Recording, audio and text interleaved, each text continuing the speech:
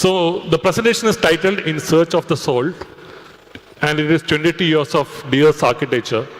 I started my practice on 2024, right after my bachelor's, shifting from my college to office with my friends.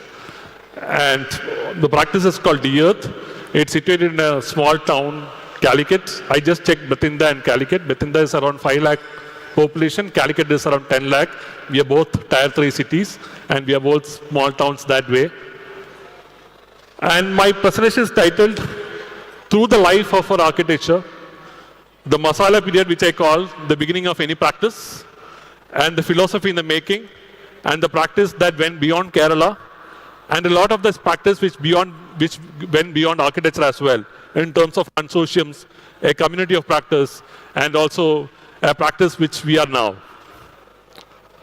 The Masala period, I would say, when anybody starts a practice, I graduated from NIT Calicut, and we all wanted to do large projects, big numbers. We wanted to do everything. We wanted to conquer the world. We want to be big in numbers, big in turnover. So we also had the same feeling of making some quick money, quick fame. We used to have annual meetings, making sure that we want to be the top 5 architects in Kerala, top 10 architects in India by so and so time, or top 50 architects in India by so and so time. So they were the kind of presentation that we did. And we did everything. In the first few years of practice, I think, though we didn't do any high-rises in our studio, in the 5 years of our architectural education, we did a high-rise in our second year or third year. Because of the strong urbanization in Kerala, that was possible.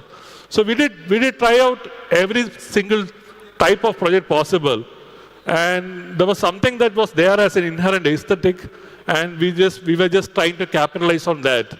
And we also thought that probably builders are making money out of architects, and we started our own builder firm. Right into third year, we started our own builder firm, and also started developing villas. And it also went huge success. There were, articles in India Today saying that from 50,000 to 100 crores, developing a villa, builder firm and all that. But then we understood there was something beyond that.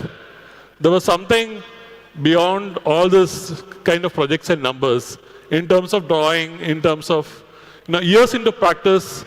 I think this is one project which we done it for my professor.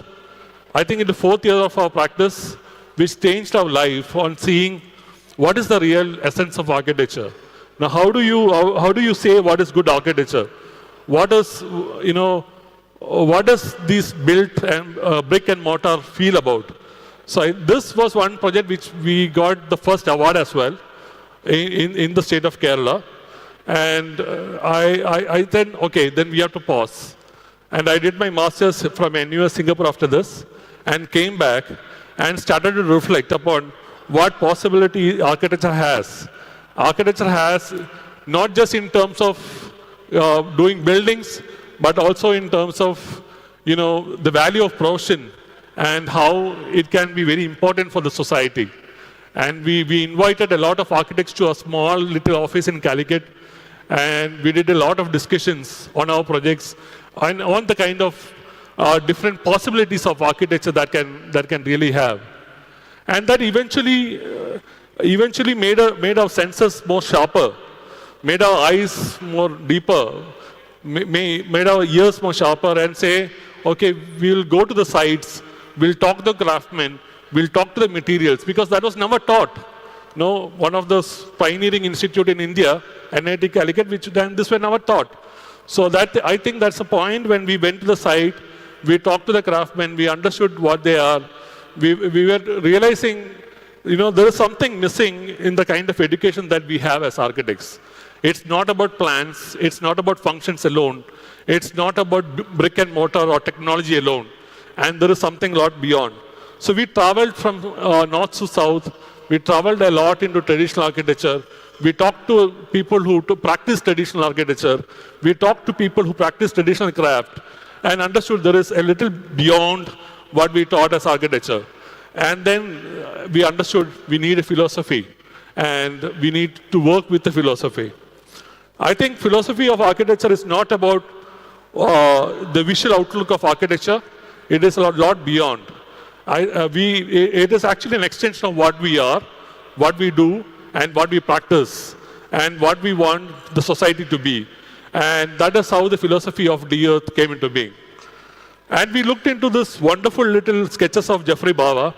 You all know Geoffrey Bawa. I think it's a wonderful time, golden period of architecture in India and Sri Lanka, where he had really blurred the boundaries of architecture into sites, into nature, and made architecture as a brilliant part of culture, as also nature, in terms of his drawings, in terms of his elements, in terms of his continuity, in terms of its soulfulness, and in terms of how those architecture touched the hearts of the people who actually inhabited the same.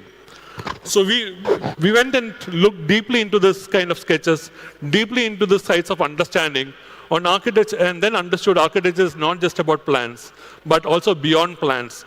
And it is about nature, it is about people, it is about everything in nature, and how we design or kind of redesign the biodiversity around it.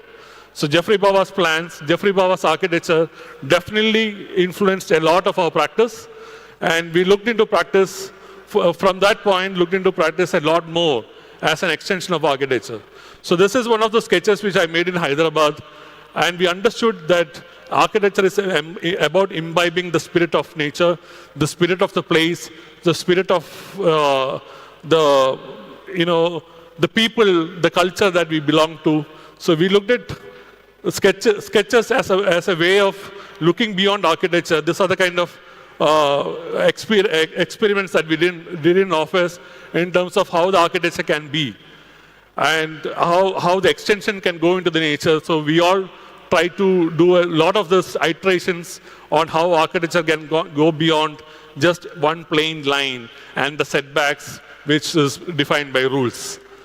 So we looked at the whole site as one element of design, looking at the biodiversity, looking at how the built can extend beyond the built, and looking at how the nature can also be part of architecture, and why landscape is not an afterthought, why biodiversity is not an afterthought, why architecture is one thing that makes life possible on that particular land.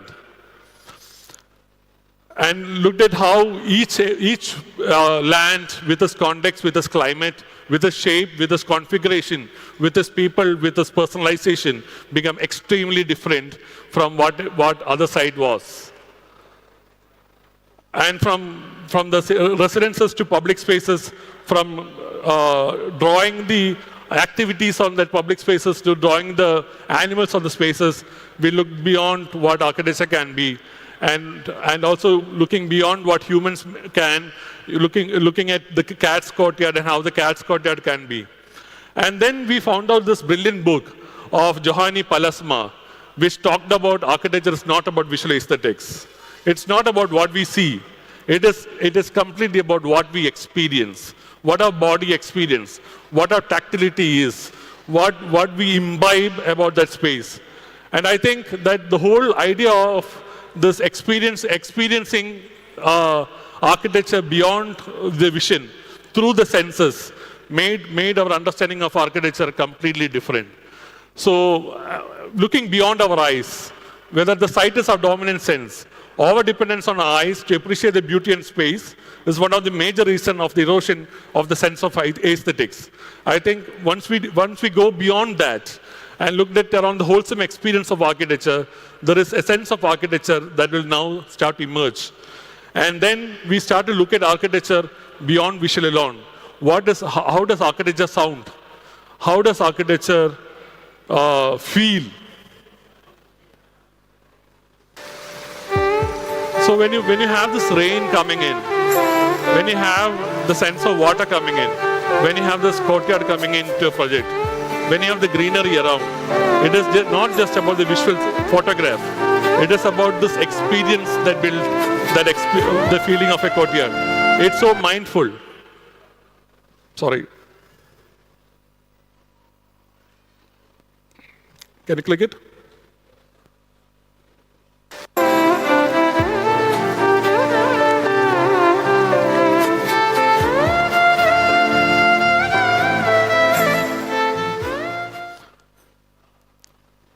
It's also about being soulful. It's about how the architecture is used by the people there.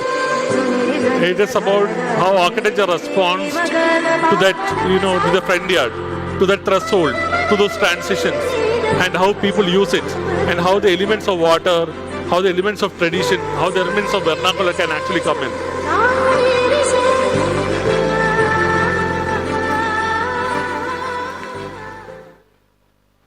It is also about being joyful, about how you create spaces to be the ultimate being of your being, to really be happy about that space. And it's still beyond the visual aesthetics. So from this understanding, I think we started looking at architecture as a highly misinterpreted profession.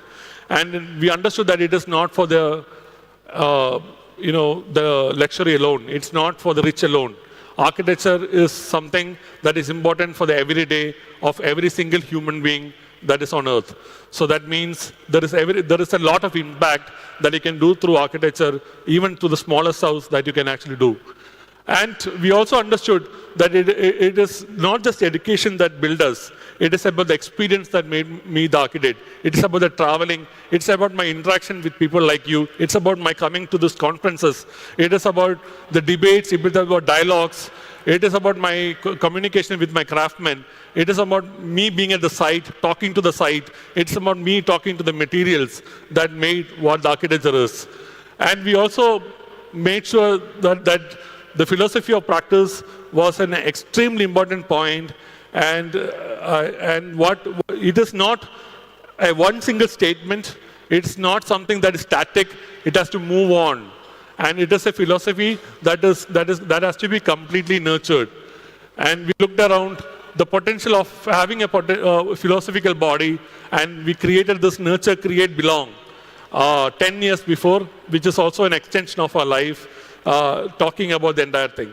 So we also talked about how we can be sensitive to the earth, how we can sensitive to the actual, requirements of the client, and how we can really look around what really belongs to architecture.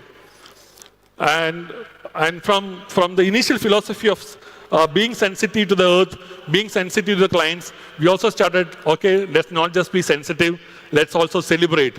So we started saying that we have to celebrate our being, we have to celebrate our ways of doing architecture, we have to enjoy the process, we have to, clients have to celebrate the spaces. And that's how the whole philosophy came into being, the nurture, create, belong, and which actually sees architecture as integral part of biodiversity, where it is not just for the human beings, but also for the plants, also both the birds, animals, and everybody that the earth belongs to. And from there, from every single project, when we sign in, we know that we are not signing in just agreements. We are also signing the dreams. We are also signing their aspirations. We are also signing their life. We are also signing everything that they thought what they are. So it has to be very selfless. Architecture has to be very selfless. We have to let our ego down. We are not designing for us. We are designing for our clients, and who had earned their money to do it for us. And so, and we understood that designing the design brief was actually more important than the design itself.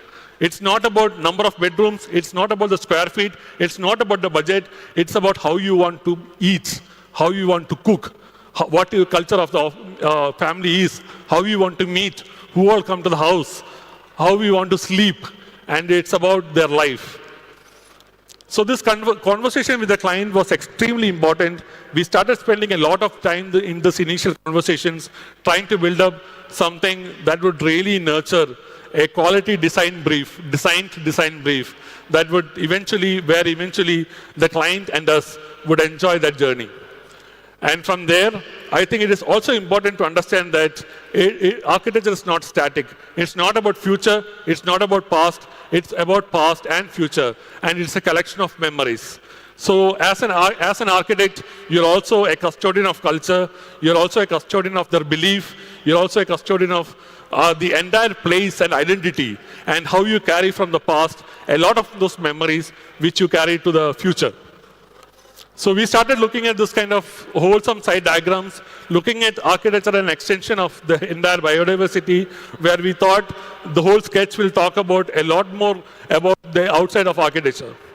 And also about everybody else, not just about the people in it, on how architecture can be beyond the place, and also talk about the neighborhood.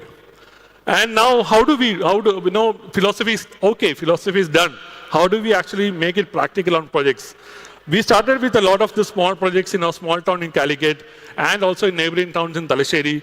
And suddenly we ventured out of Kerala just before COVID. And this is one of our first residents that we designed in a very thick urban neighborhood in Chennai, in the state of Tamil Nadu. So it's a different context, different place, different idea. And it was very, very thick as an urban neighborhood. And it was all concrete buildings, a lot of concrete buildings, and nothing else, very little greenery on the streets as well. And what we wanted was to create this idea of philosophy, to create this understanding of life, connection with inside outside to that client. So we actually had this idea of one mass, splitting the mass into two, creating the sense of breathing space in between, and also a sense of buffer from the whole neighborhood. So this is the critical section where there is a bridge between two these masses. One mass is around three floors, and one is around 2 floors, which select the scale, and there is a basement. And in this urban jungle of concrete, we created an oasis of green where they can really opt to dine like they are dining in their farmhouse in an urban place. So this is another section that we worked on from the street. You understand how these thresholds work, the transitions, the scale, the proportion, and how they embrace your body. And then you create to that wow space of that courtyard. And that courtyard becoming an extension of your living environment to the greenery. Yeah, this is the plan. So you can see that entry, living, dining, and the dining becomes an opening to the courtyard. There is a puja, there is a bedroom, which is a private space. There is a semi-private space. There's a first floor, there's a bridge happening to the first floor, and then the bedroom on the backyard, and there is a second floor with another gym and everything. And this is the result. And this was the photograph which were taken just after the project. And now, when I went there after 2 or 3 years, the entire trees were grown. And we had contributed to the entire neighborhood in terms of greenery. There were a lot of trees. You can see this is the kind of image that has. It is neither Kerala nor Chennai. It is about being truthful to a place where it is, in terms of earth, in terms of nature, in terms of proportions, in terms of volumes, and also creating this kind of an urban oasis where they can just open out while dining, even in the midday, in a place like Chennai. So this is a through and through garden where one is a skylight garden and one is a rain garden, and you can really experience the space on any time of the day. And during the night, we had created a lot of this lighting experiences where still it became a very different experience on the night. There is another project. I'm just showing 3 projects on residences and 1 public project. So this project is in Talasheri. This project is important because it questioned the culture. No, as I told you, house is not about names. House is not about kitchen. House is not about bedrooms. House is not about living room. House is about asking these fundamental questions. What is a home? What is a home for you? A probable in South Kerala, what would be a home for them? You know, it might have been the partitions between kitchen. It might have been the women moving through the other part of the room, men moving to the other part of the room. So the architecture defines gender inequality. Architecture defines culture. Architecture defines the societal stratification that we are having in the society now. So this questions the very fundamental idea about the culture, where we have the extended living as, you know, you embrace your visitors right there at your sit out, and then you have a living dining, living and a semi-informal living. This is a very contemporary reflection of the traditional sit outs, and you have a side courtyard, and then you have a dining with an open kitchen. So the woman of the house is actually the part of the entire experience of the house. They're not separated into the kitchen. So the kind of architecture like this really re-questions how the gender inequality takes place, how the culture takes place in a place. And also have the entire modern facilities like a swimming pool, like a party place, like the kids' attic, and the entire house is very customized. And you talk about the section, you talk about the volumes, you talk about the materials that happens, you talk about the little spaces where people can sit, you talk about the light that flows into, and this little cut of library space that takes the light right through the courtyard. So it's about the sections, not about the plans. Architecture is not about the plans. Architecture is about the sections and how the spaces get into those volumes. And it's also about the materials. The laterite is very abundant in North Kerala, so it was also about the materials that is there at the place. So whenever we go to a place, we identify the materials which is strong to that place, which is rooted to that place, so that we can really look into getting those local materials and getting the local materials the best sustainability point of it. So it's a laterite, bamboo, and a lot of recycled windows, traditional tiles. The double-layer tile roofs in a steel roof. Double-layer tile roof means there is a mangrove pattern tiles and there is a ceiling tiles and there is a gap in between. So your heat intake to the roof inside is at least 20% cut.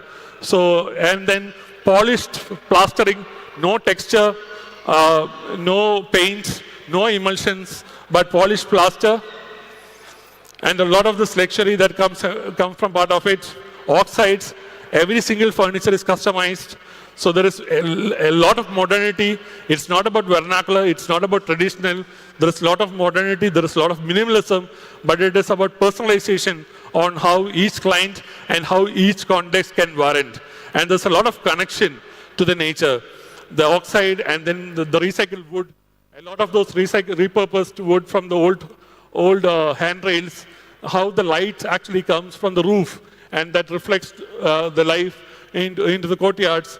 The Attangudi tiles, which actually takes that light from this bay window, and how these little details nurture a sort of relationship within the house. And that was very important for us. And you can see the courtyard and how we repurposed the windows. There were a few windows that curated, and this little sitting area, which was a part of the traditional houses, but very segregated, but we came into an open space, and how the entire plastered wall and with a very naked concrete became a very contemporary space in that house. This is the whole furniture was curated. The whole furniture was extremely modern. The whole furniture was designed. We did it from Bangalore. You see the lighting.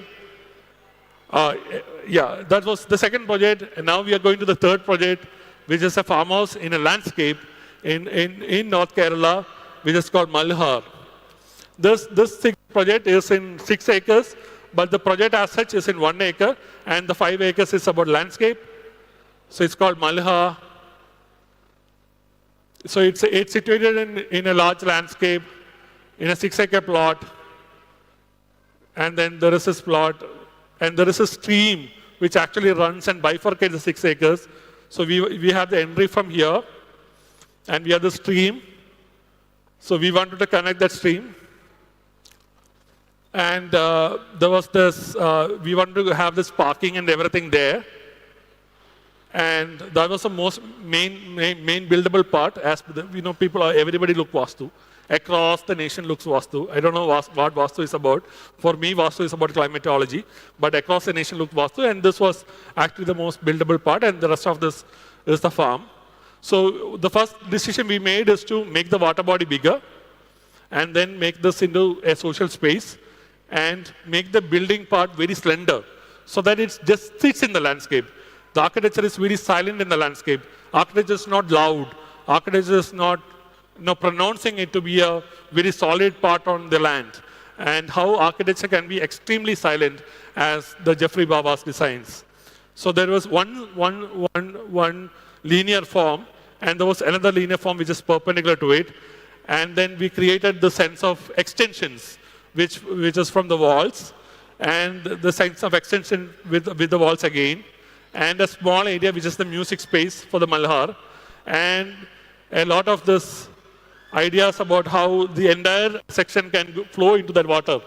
So the architecture just start from here, follow the lands, and follow that land into this water. So, and how architecture can modulate itself into different spaces. Yeah, so there is a space in between just opens up. So it's a threshold. So it's also about surprises. It's also about, shuru ho gaya, nahi kadam ho gaya. You have to see it. Every time you have to see something new in architecture. So you have to explore through. So when you explore through this walk, and suddenly you go there, you see something different. And this walk was the most primary thing, and that is how it came into being. Again, the laterite becoming the more important statement. The architecture just sits there. The landscape just becoming a part of architecture. Architecture emerges from the landscape, and architecture flows into the landscape through the center. And that was also a very important concept there.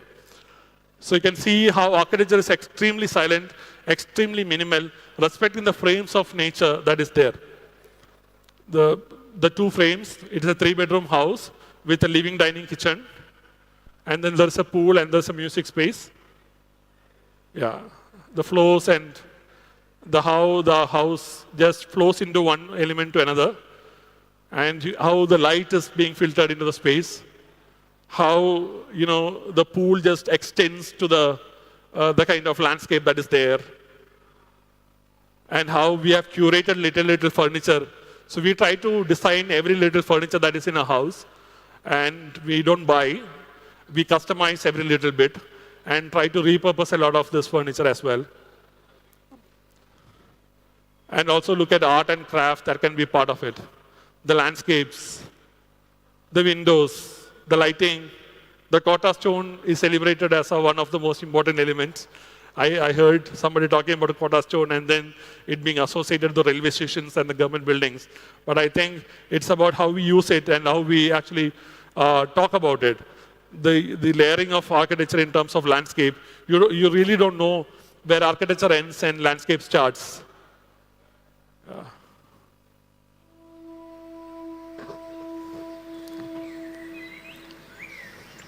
So it's how very silent how the architecture sits there in the landscape. About architecture getting just blended into the landscape. And every part of the landscape trying to blend with architecture back. The extension of this walls actually takes nature a part of this architecture itself. The skylights, the slabs, the little detailing with the drains, how the water is managed. Everything comes down to that last little points of the finest of details that can make your architecture talk and experience on site. The windows, how they open up, and how they can extensively look into this large area. The art, the furniture, the little textures, making it very haptic.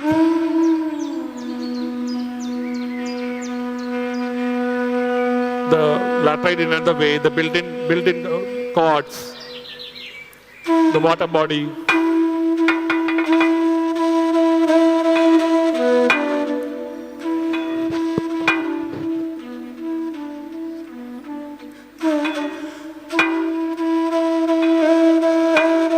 The Malhar, it's called for music. The built-in seaters, it's a cement cantilevered wood dining table. The laterite becoming a swimming pool, extending into the landscape there. Landscape being very natural, it's not formal.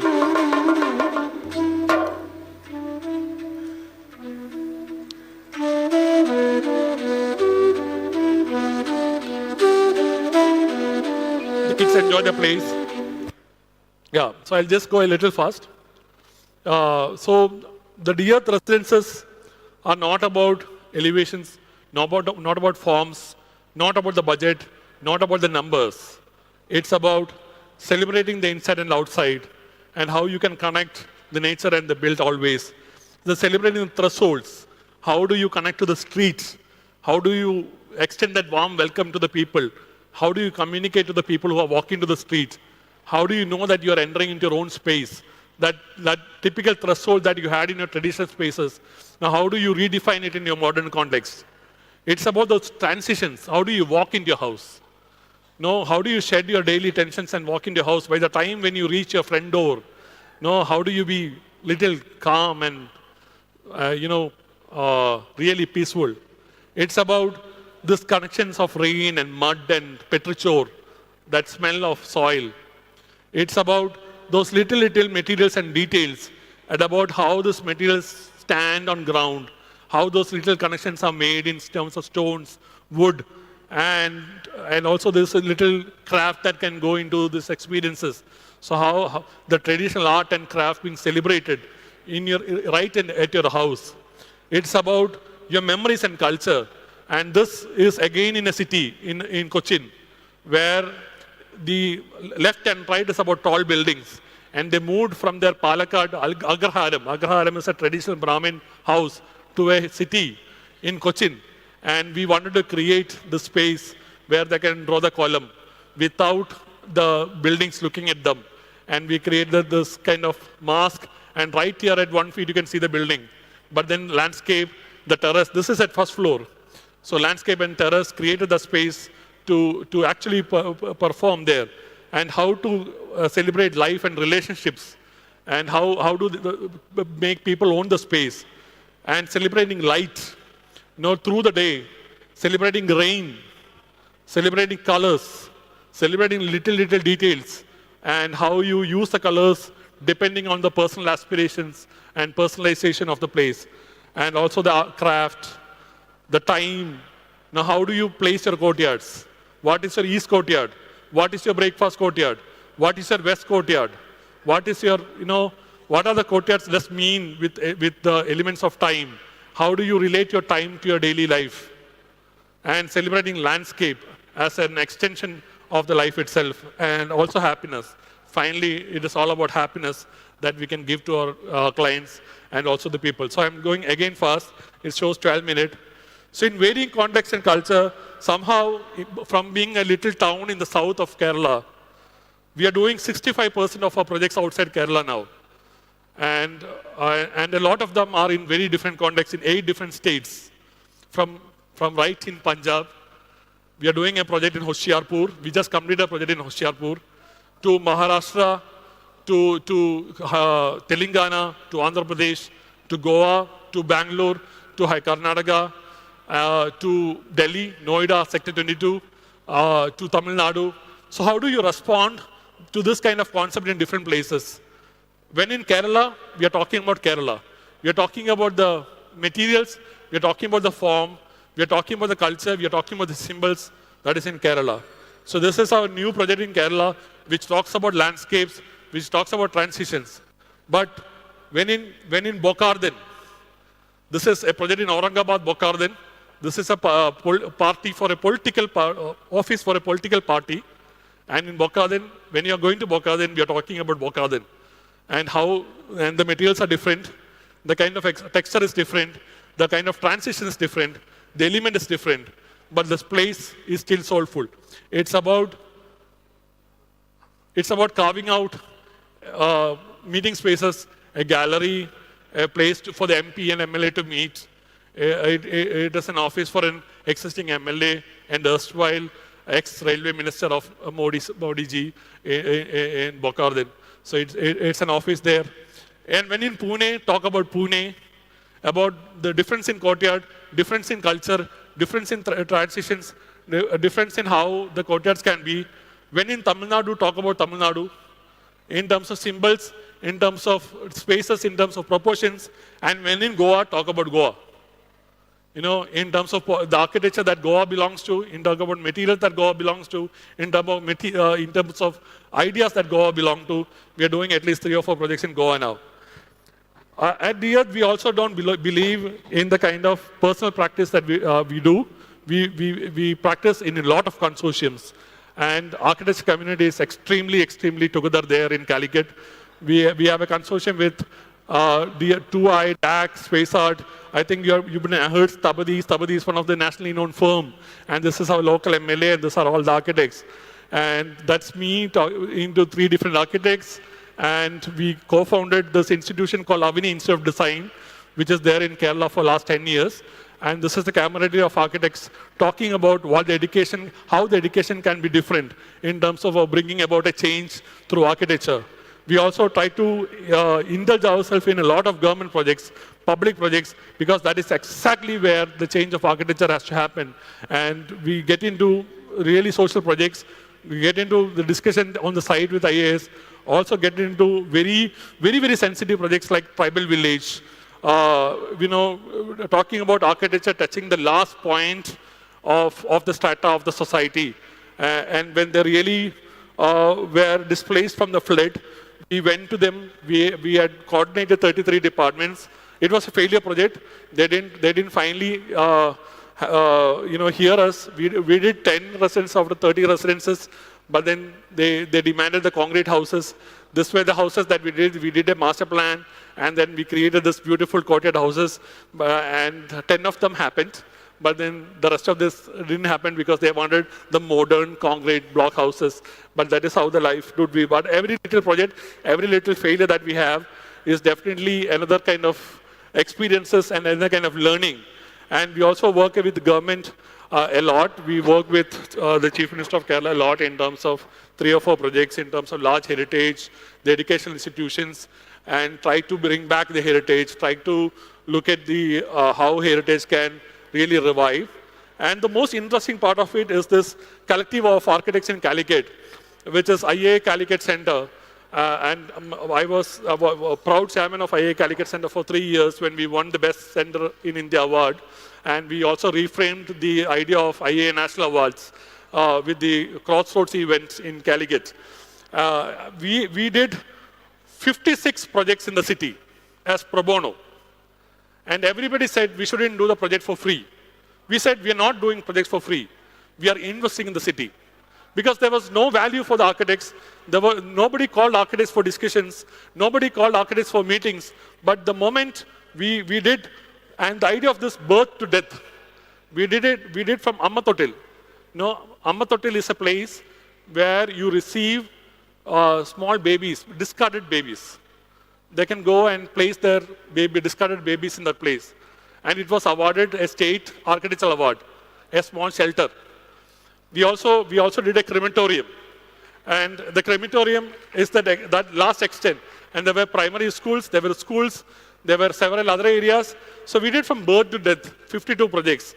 And that investment in the city made Kerala actually look into architecture and look into design as a major part. And Kerala became the first state to announce a design policy. And that is a decade of work. It's not years' work. It's a collective of architects' work. And at least 25 to 30 firms participated in these 50 projects. And we just did 3 of them. Started with a small little bus stop. And it's just 4 feet line in a pedestrian pathway. And how we can change that little 4 feet in a public space by thoughtful design, by little bit of art, by little bit of craft in terms of detailing is something that we started to show with this bus stop we did 10 years ago. And we did the art ourselves, and in the 20th years, we still revived that bus stop ourselves. And we did this the entire office. That is my son. And we all wanted to paint that wall on the bus stop. And this is one project, which again we did pro bono. But then working pro bono, what is the branding for architects? We don't spend for branding, right? And this project won us 5 national awards, 3 international publications. And just because we worked in the project with an assurance that they will respect the last level of details. So this was a public stage, and the brief was about public stage. And whenever we come across a public project, we always question the brief. We always re-question the brief and understand what the brief can be. And then we look at the history of the place and heard that there was a freedom struggle that happened in that beach, in Calicut Beach, which was not acknowledged.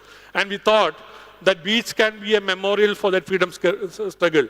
And then it became a monolith, an experience of materials. a major stage which looks around 1 lakh of people or 2 lakhs of people. All this, now it's elections. Every single rally is happening in the stage. And a small stage with another material, which looks, so the cultural beach. And the Kerala's second largest literature festival now happened in that stage. And this is the place where the laterite looks forward to the cultural beach, and the granite looks forward to the largest beach. And this forming a spine takes from the road to the sea. And then it becomes the real canvas for the city. It becomes the identity of the city.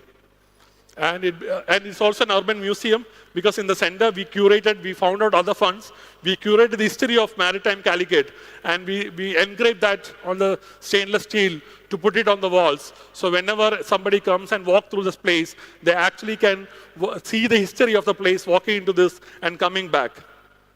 So they can walk, the school kids come, the people from traveling come. It was listed as one of the 10 urban museums of the world in terms of its exterior. They use it from 5 a.m. to 3 a.m. in various forms for exercises, for celebrations. We also had this memorial there. And that is how it is celebrated in terms of the outlook of the entire space. And it just becomes a sculpture in the night. In the night, it just becomes a sculpture, and it's one of the most hyperactive public space. So this beach, also the culture beach that we did, was an extension of tourism project, which also became a very important project for the Kerala tourism to showcase. I have 3 minutes to go.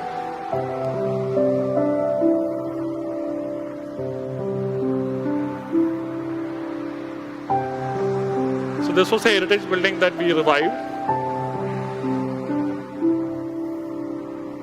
So these are the buildings that we revived. We did a lot of detailing. In a public projects, to do those sorts of detailing was extremely difficult, and to be on site, to work with them, to work with the contractors, and especially being pro bono. It was 2 sides. One is pro bono and one is the other one. And it is actually very, satisfying as an architect when every year lakhs and lakhs of people use that public space. And that becomes a canvas of all these events. So is DEARTH about public projects and residences? No. We actually do a lot more than public projects and residences. This is the institution that we are doing for Kerala government. Now I'm not going to talk about it. The kind of sections that we want to do, So it's not about scale. The philosophy don't end with residences. Philosophy can go to any kind of projects, any kind of scale, in terms of how it relates to land, how it relates to people, how it relates to life. This is just going to get completed in CM's own constituency as Kerala's one of the most prestigious projects. This is a hospital. So philosophy can go into hospital as well. This is one of the, just inaugurated by the CM, and is one of the hospital which can be daylit and which has a garden from every single room. Logs into a lot of publications. So this is a very constant thing that is happening in the practice. We also give. It's not about we make, we also give.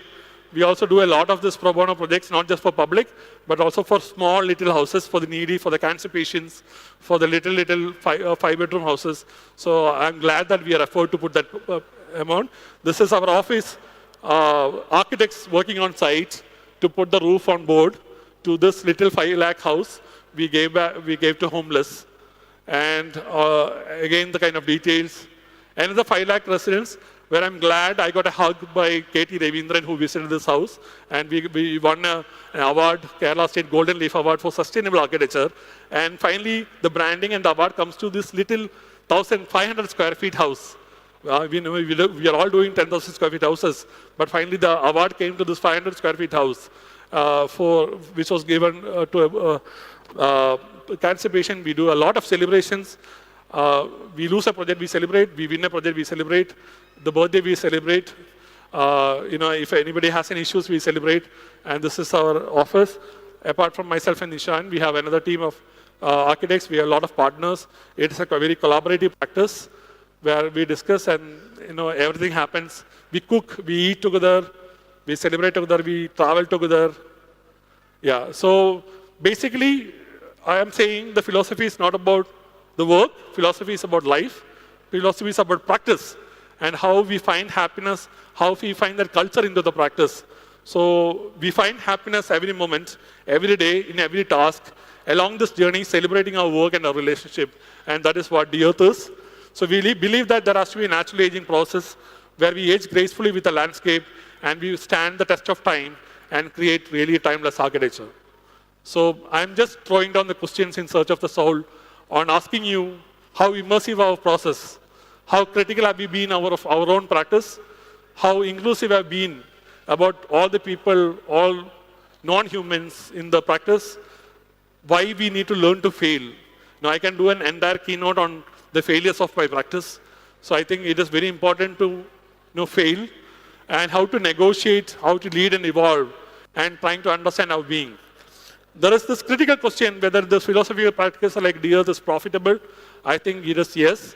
It takes time, but as I said, we are working from Punjab to Kerala. We are not working more than 40 projects, but 65% of that 40 projects are outside Kerala, and when we put a scope of work with a certain fees, I think people respect that fees because of the kind of involvement that we promised to a certain kind of projects. So we are also working in 2 projects. One is in Rwanda and one is in New Zealand. So I think, and it was about learning in Calicut, doing architecture in Calicut, being in Calicut, starting in Calicut, from Calicut to India, and from India to global. So it is still possible from a small town like this to be a global practice, to be a nationally relevant practice. And we can still stand our ground, still develop opportunities of business without compromising on a certain philosophy, without being too commercial about it, but still standing on the volumes.